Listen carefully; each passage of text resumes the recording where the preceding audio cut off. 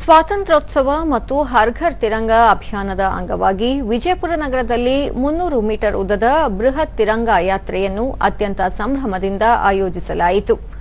ನಗರದ ಐತಿಹಾಸಿಕ ಸಿದ್ದೇಶ್ವರ ದೇವಾಲಯದಿಂದ ಆರಂಭವಾದ ಈ ತಿರಂಗಾ ಯಾತ್ರೆ ಗಾಂಧಿ ವೃತ್ತ, ಬಸವೇಶ್ವರ ವೃತ್ತ ಮತ್ತು ಕನಕದಾಸ ವೃತ್ತಗಳಲ್ಲಿ ಯಾತ್ರೆ ಸಂಚರಿಸಿತು.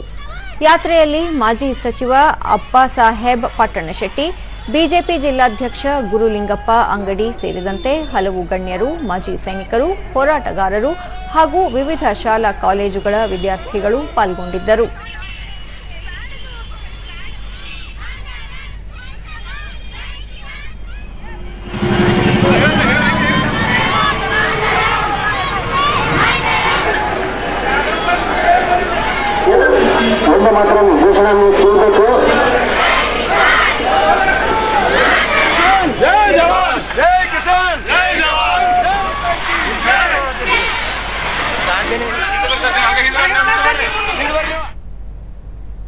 ಅಪ್ಪಾಸಾಹೇಬ್ ಪಟ್ಟಣಶೆಟ್ಟಿ, ಪ್ರಧಾನಿಯವರ ಕರೆಯಂತೆ ಪ್ರತಿಯೊಬ್ಬ ನಾಗರಿಕನಲ್ಲಿಯೂ ದೇಶಭಕ್ತಿ ಮೂಡಿಸುವ ಮತ್ತು ದೇಶದ ಸ್ವಾತಂತ್ರ್ಯದ ಮಹತ್ವವನ್ನು ಸಾರುವ ದೃಷ್ಟಿಯಿಂದ ಪಕ್ಷಾತೀತವಾಗಿ ಈ ಬೃಹತ್ ರ್ಯಾಲಿಯನ್ನು ಹಮ್ಮಿಕೊಳ್ಳಲಾಗಿದೆ ಎಂದು ತಿಳಿಸಿದರು.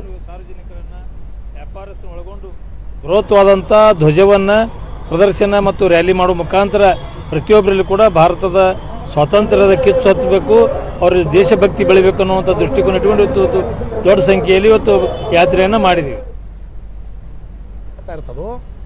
ಆ ಸಂದರ್ಭದಲ್ಲಿ ಭಾರತ ವಿರೋಧಿ ರಾಘವ ಅಣಿಗೇರಿ 80ನೇ ಸ್ವಾತಂತ್ರ್ಯ ದಿನದ ಅಂಗವಾಗಿ ವಿಕಸಿತ ಭಾರತದ ಕಲ್ಪನೆಯೊಂದಿಗೆ ಸ್ವಾತಂತ್ರ್ಯ ದಿನಾಚರಣೆಯನ್ನು ಆಚರಿಸಲಾಗುತ್ತಿದೆ.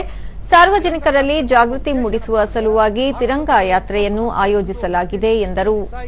ಎಲ್ಲರೂ ಸೇರಿಕೊಂಡು ಆ ದೇಶದ್ರೋಹಿಗಳಿಗೆ ಬುದ್ಧಿ ಕಲಿಸೋಗೋಸ್ಕರ, ಜಾಗೃತಿ ಮೂಡಿಸೋಗೋಸ್ಕರ ಈ ಒಂದು ತಿರಂಗಾ ಯಾತ್ರೆ ಇವತ್ತು ಹಮ್ಮಿಕೊಳ್ಳಲಾಗಿದೆ.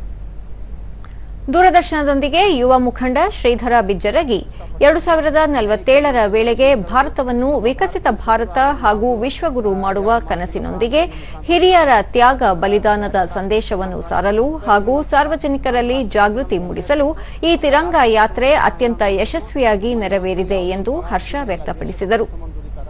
ಅದೇ ಥರ ನಮ್ಮ ದೇಶ ಒಳಗಡೆ ನಿಂತ್ಕೊಂಡು ನಾವು ದೇಶ ಕಾಯ್ತೀವಿ, ಹೊರಗಡೆಯವ್ರನ್ನೂ ಅವ್ರು ಕಾಯ್ತಾರೆ. ಅದ ಒಂದು ಹೆಮ್ಮೆ ವಿಷಯ ನಮಗೆ.